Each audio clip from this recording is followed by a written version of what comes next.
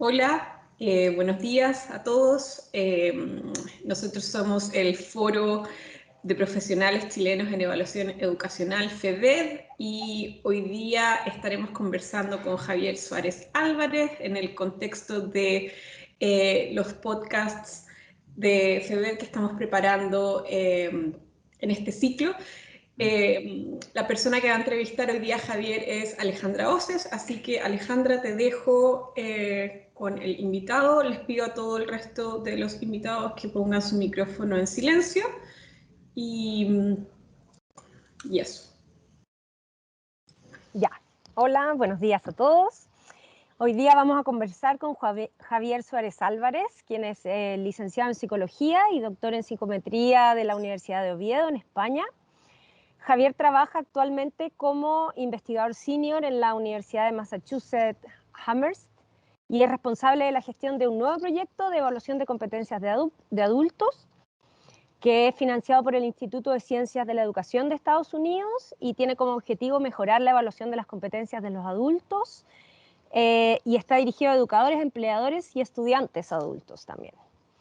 Antes de emigrar a Estados Unidos, Javier fue analista de políticas educativas en la OCDE, en Francia.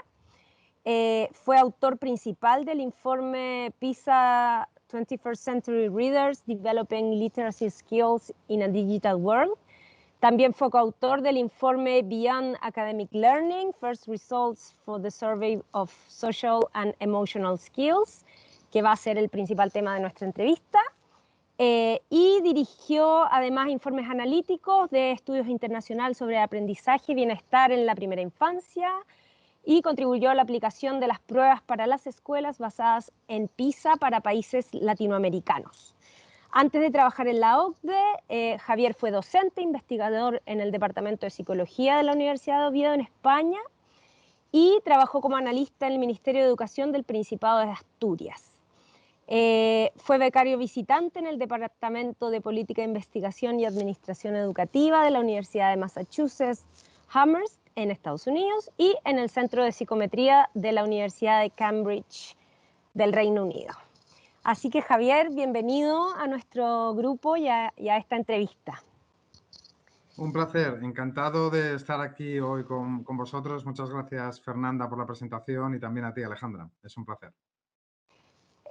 Ya, Javier, mira, para entrar en materia, cuéntanos un poco a qué nos referimos cuando se habla de atributos no cognitivos. Pues sí, efectivamente, esa es un poco una pregunta que parece fácil responder, pero que realmente tiene muchos matices, ¿no? De forma general, yo diría que lo que definen los atributos no cognitivos son tres características. En general, podríamos decir que son capacidades individuales que reflejan o que definen de alguna forma patrones consistentes de comportamiento, de sentimientos, de emociones, que al mismo tiempo pueden ser aprendidos de una forma en aprendizaje formal o informal y que tienen un componente predictivo tanto de resultados académicos como laborales, personales y profesionales, ¿no? Es un tema interesante el de definir, el cómo definir realmente las variables socioemocionales, porque yo creo que este es uno de los grandes debates que existen en este campo de conocimiento, que es que se utilizan muchos términos diferentes para hablar de las mismas cosas, ¿no? Que de alguna forma no es algo malo porque refleja probablemente el carácter multidisciplinar que tienen las variables socioemocionales, ¿no?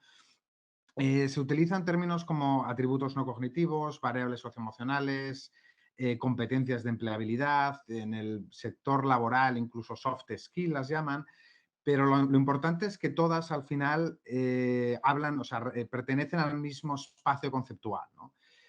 Por ejemplo, desde la perspectiva económica, por mencionar una, que es un poco la que utilizasteis en vuestra pregunta, ¿no? De atributos no cognitivos, yo creo que esta definición viene más de una perspectiva económica.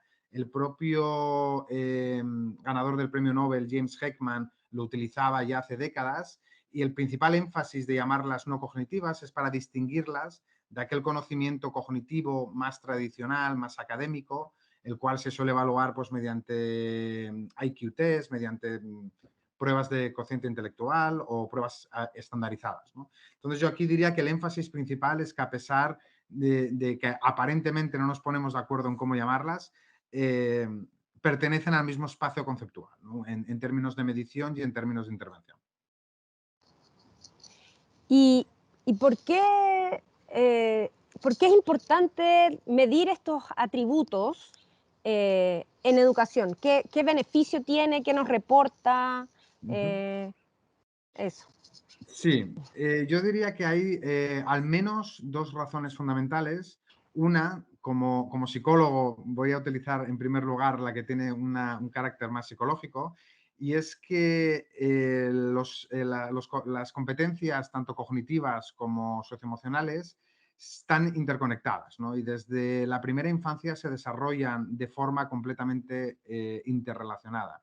Es decir, para desarrollar competencias cognitivas tienes que ser capaz de interaccionar, de poder relacionarte pues, con los adultos, con compañeros, y al mismo tiempo para poder interpretar, por ejemplo, en algún estudio que se realiza sobre empatía en la primera infancia, es necesario tener unos niveles mínimos de competencia lectora, de expresión verbal, de expresión oral. Es decir, las competencias cognitivas y socioemocionales están completamente interrelacionadas, ¿no? Por lo que atender solo a una ignorando la otra estarías ignorando parte de la realidad y de la complejidad que tiene el aprendizaje de competencias en el ámbito educativo, ¿no?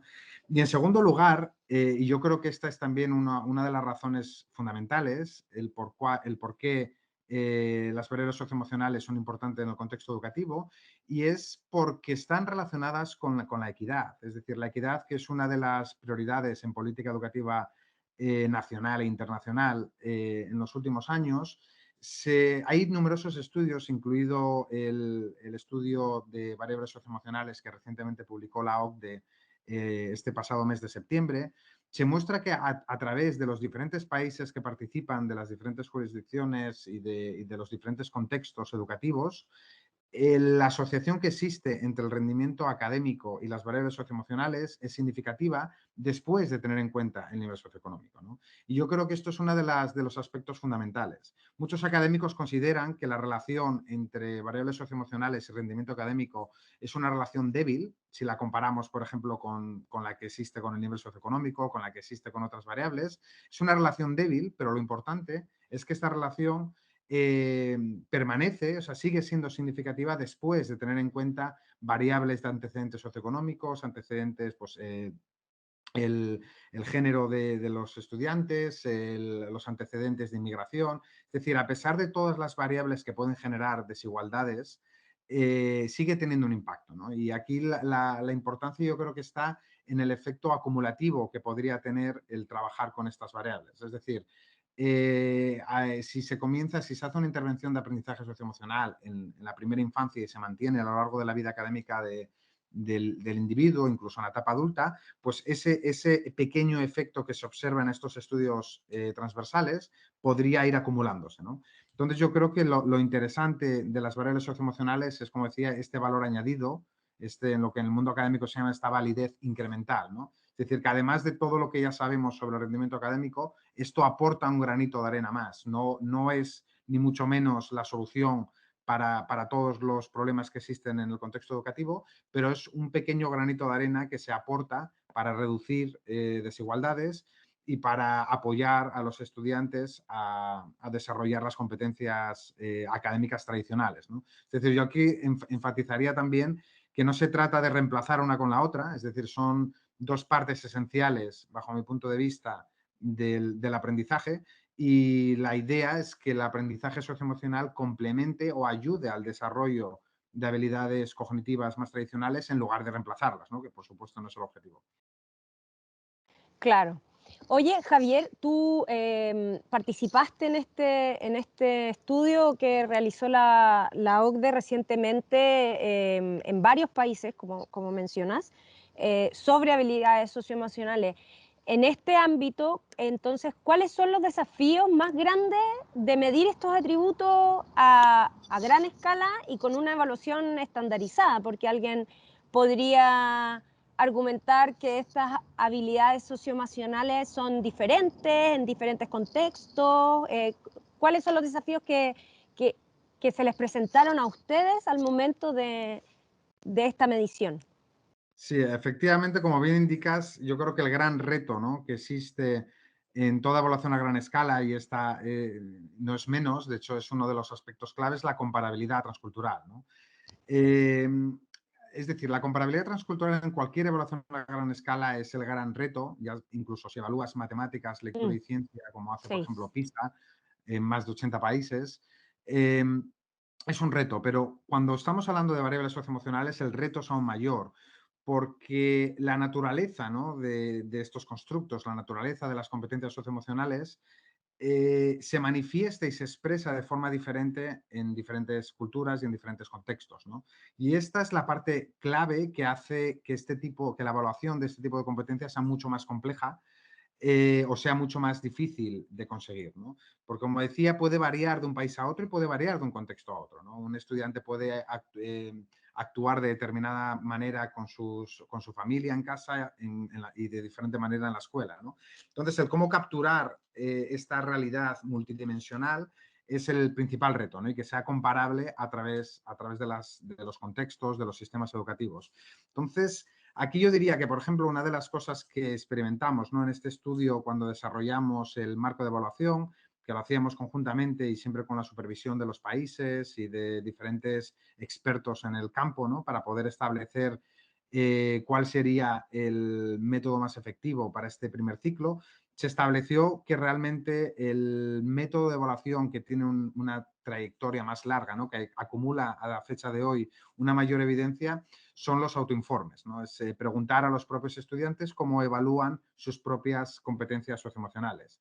En términos de fiabilidad, son instrumentos que son fiables, y en términos de validez depende, como suele ser habitual, depende del uso que se vaya a dar de las pruebas, ¿no? Entonces, en este sentido, las pruebas de autoinforme siguen siendo las más utilizadas en el contexto académico e incluso en organizaciones internacionales como la OCDE. Es el método predeterminado que se está utilizando, ¿no?, para evaluar estas competencias. El problema inherente a este tipo de pruebas es que existen sesgos de respuesta, ¿no?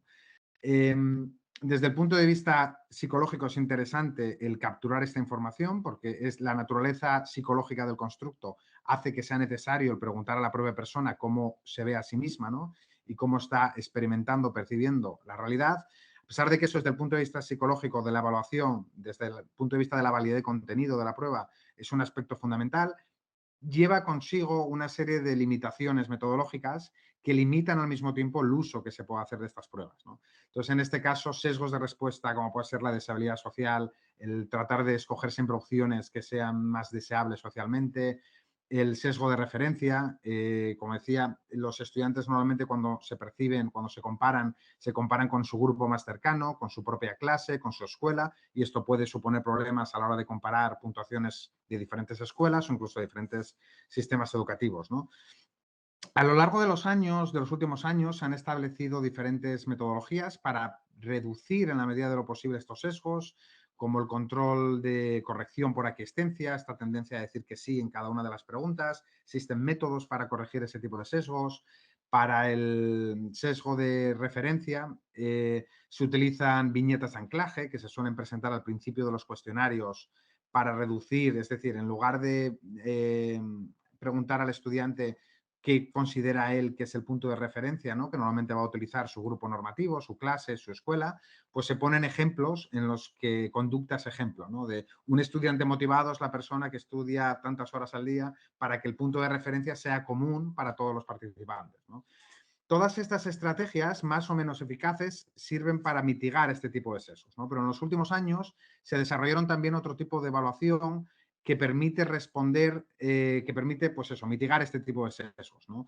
Yo diría una de las más relevantes es los test ipsativos, los test de elección forzada, que tienen el objetivo principal de reducir la deshabilidad social. Son preguntas que, en lugar de presentar una declaración y que el estudiante diga si está de acuerdo o en desacuerdo con esa afirmación, se presentan dos afirmaciones igualmente deseables, ¿no?, que tienen la misma carga de deshabilidad social, y el estudiante tiene que escoger entre las dos, ¿no?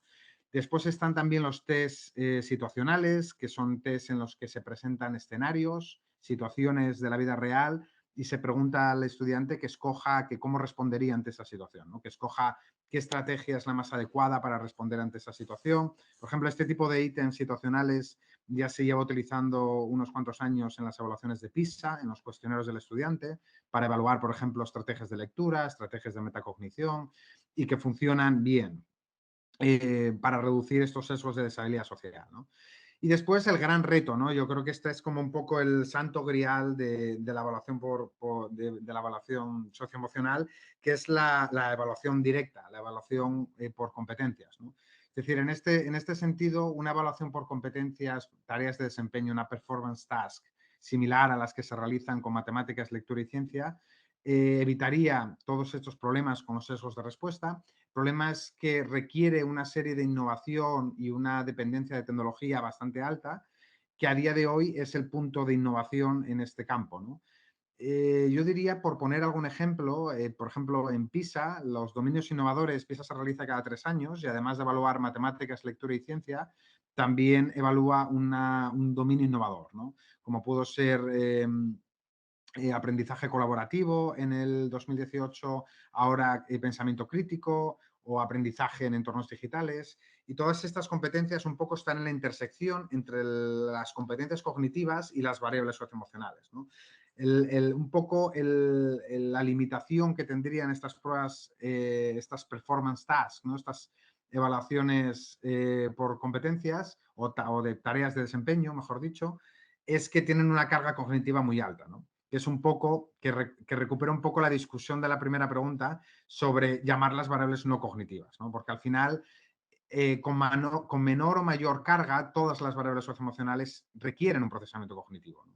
Entonces, es verdad que algunas de ellas requieren menos, pero en cualquier caso todas requieren un procesamiento cognitivo. Entonces, este método de evaluación, dependiendo del método de evaluación que se utilice, puede tener una mayor, o sea, estás de alguna forma definiendo qué parte estás midiendo, ¿no?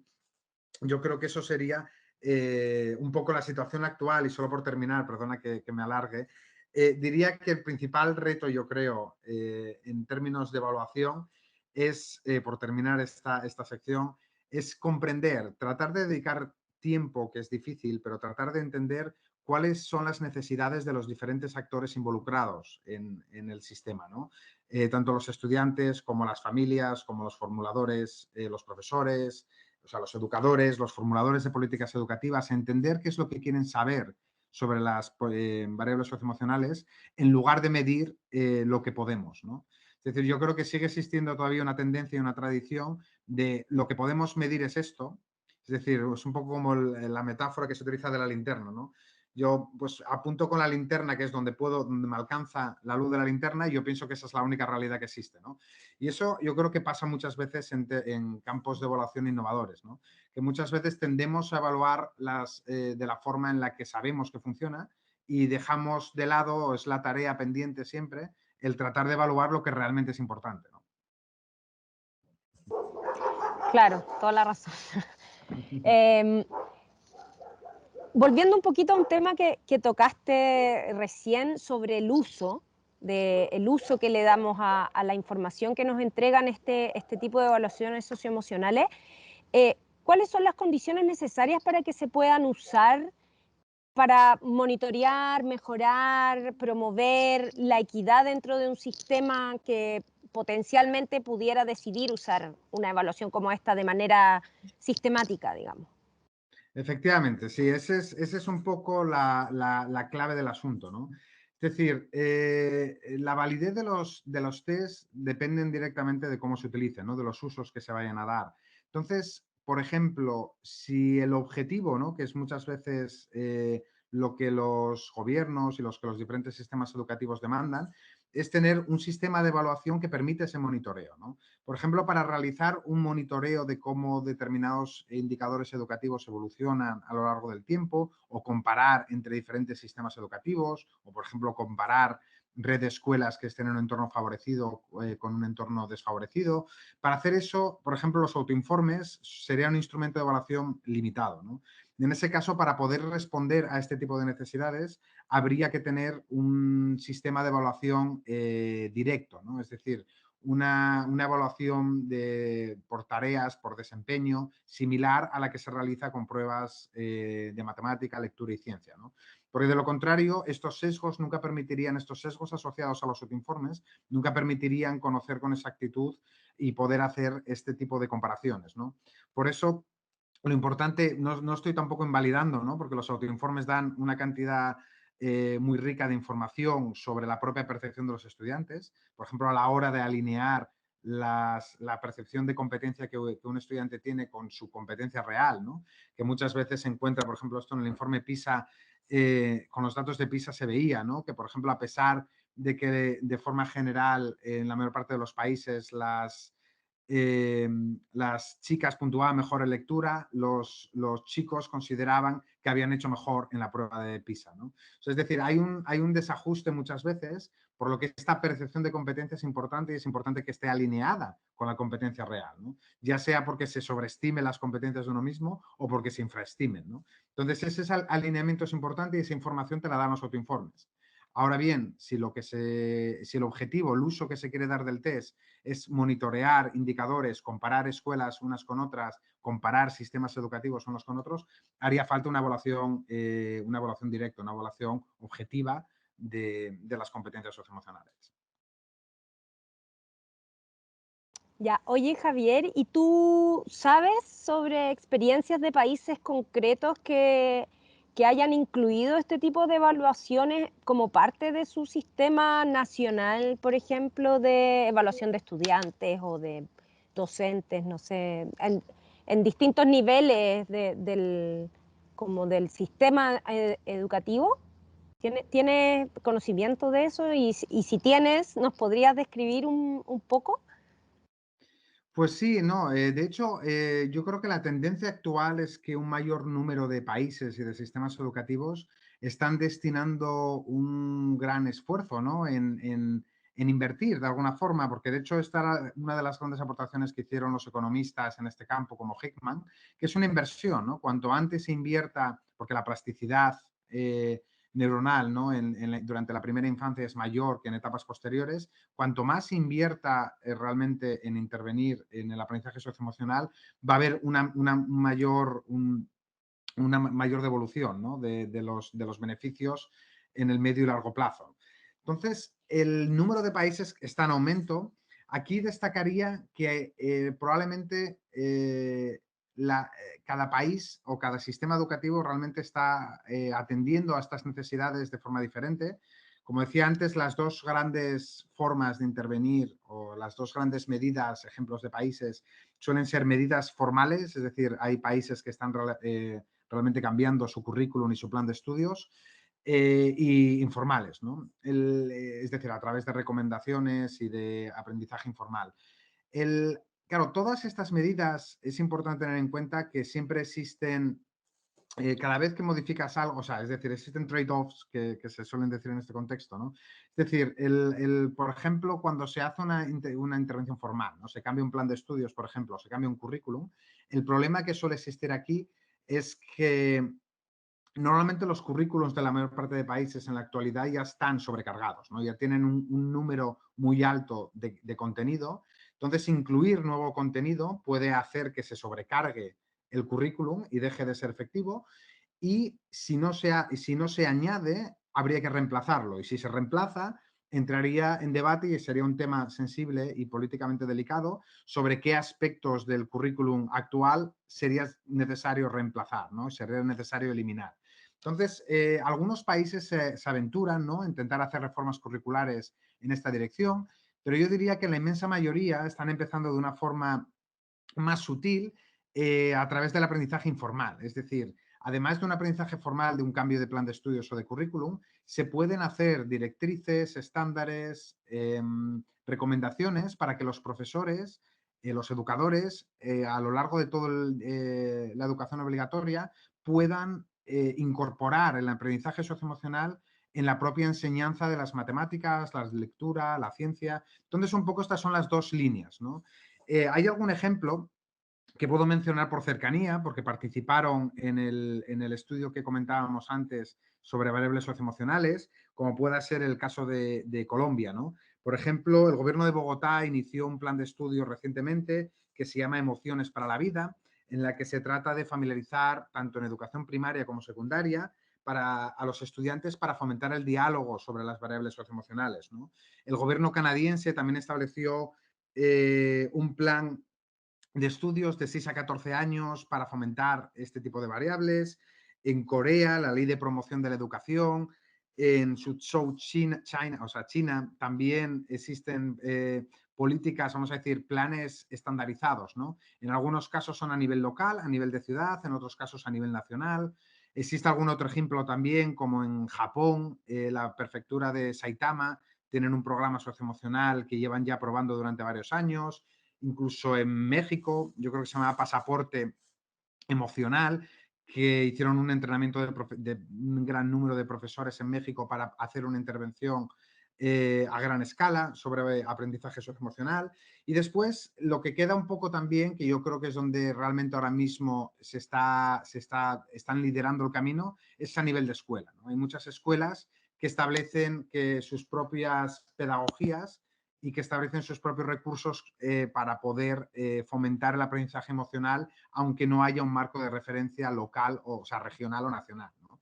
La cuestión es la de siempre: cuanto más apoyo haya, una mayor estructura haya sobre las acciones de política educativa que se vayan a hacer, pues podrá favorecer en mayor medida a esta reducción de la desigualdad, ¿no? Por eso, al final, hay determinadas escuelas que lo hagan y otras que no. Normalmente las escuelas que tienen más recursos serán las que mayor posibilidad tengan de invertir en este tipo de competencias, y en lugar de reducir la desigualdad la aumentaría, ¿no?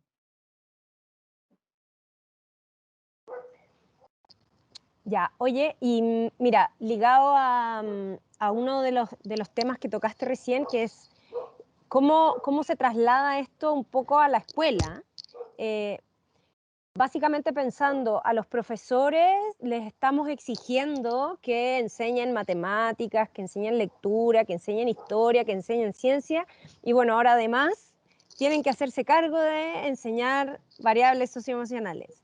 Eh, ¿Cómo se traslada efectivamente este aprendizaje en la práctica? Porque tenemos esta evaluación que nos va a dar luces, que nos puede indicar el estado en que estamos, hacia dónde hay que como avanzar un poco, pero ¿cómo concretizamos esto? ¿Cómo se baja a la práctica docente en la escuela? ¿Cómo se logra fortalecer el rol que los docentes pudieran tener en esto, o es necesario involucrar otros profesionales que vengan a apoyar? ¿Cómo ves esto, este paso en el fondo, desde lo macro evaluar hasta la implementación de lo que sería el aprendizaje socioemocional en la escuela? Sí, está claro que la única posibilidad de éxito, ¿no? de hacer en mi opinión, de hacer una implementación efectiva, es realmente mirar a la intersección entre la política, la investigación y la práctica, ¿no? Es decir, se hacen muchos avances porque cada uno de ellos, es decir, cada uno de estos tres ámbitos, tanto la política educativa como la investigación como la práctica, o sea, la enseñanza, están interesados, ¿no? O sea, o al menos el interés está creciendo, pero sigue habiendo de alguna forma una falta de comunicación, una falta de optimización del conocimiento que cada uno de estos actores tiene sobre el tema, sobre el aprendizaje socioemocional, ¿no? Entonces, ese es otro de los grandes retos, ¿no? El cómo poder transferir que una política educativa que esté basada en la evidencia, ¿no? Que se nutra de la investigación, que sea evidence-based policy making, ¿no? Que es que la formulación de políticas educativas estén basadas en datos, en evidencia, y al mismo tiempo se pueda transferir a una práctica, ¿no? Es decir, en este caso yo creo que muchas veces los errores que se cometen es que simplemente por proporcionar el contexto, por proporcionar la información, no necesariamente llega a los ejecutores, ¿no? Finales, que son todos los educadores que están involucrados con los estudiantes, ¿no? Entonces, en este caso, yo creo que requeriría una atención para hacer formación profesional, o sea, es decir, para dar entrenamiento. Es decir, lo bueno aquí es que esto sí, hay varios estudios que lo muestran, es que para intervenir en aprendizaje socioemocional, a diferencia de lo que se creía hace años, ¿no? Que era necesario un psicólogo, que era necesario vamos a decir, una colaboración externa al centro. Es decir, las tendencias actuales sobre aprendizaje socioemocional están todas destinadas a la integración, es decir, el propio educador es el que puede utilizar estrategias para facilitar el aprendizaje, ¿no? Entonces, en este caso yo creo que, como siempre, no se trata de aumentar ni la carga de currículum, ni la carga de plan de estudios, ni la carga del profesorado, ¿no? Porque los educadores, no hay que olvidar que es una de las profesiones con mayor síndrome de burnout de las que existen, ¿no? A pesar de que su vida no está en riesgo en la mayoría de los casos, es una profesión en la que existe un nivel alto de quemarse, ¿no? Es decir, la presión y la carga que tienen los docentes es muy alta. Entonces, la cuestión sería facilitar de alguna forma estrategias que faciliten su propio trabajo, ¿no? Y que puedan integrarse dentro de las propias estrategias de aprendizaje que ellos están utilizando. O sea, yo creo que esta integración es un poco la dirección en la que están yendo ya algunos países. Como decía anteriormente, cuando se hacen planes de estudio, en muchos casos se están haciendo intervención involucrando a los profesores desde el inicio, desde el diseño de las pruebas de evaluación, desde el diseño de los planes de estudio, de los currículums, y ver qué es lo que necesitan los profesores para poder hacer esta integración, ¿no? Bueno, muchas gracias, Javier. En nombre de FEVED y de los miembros que han podido asistir a la entrevista, te queremos agradecer por tu tiempo, por haber conversado con nosotros sobre este tema tan incipiente, diría yo, pero tan importante en la evaluación educacional y en la educación de nuestras jóvenes generaciones. El placer es mío. Muchísimas gracias por el tiempo y por conocer vuestra plataforma, que es interesante. Sin duda la seguiré de cerca. Muchas gracias. Gracias, Javier. Gracias, Ale.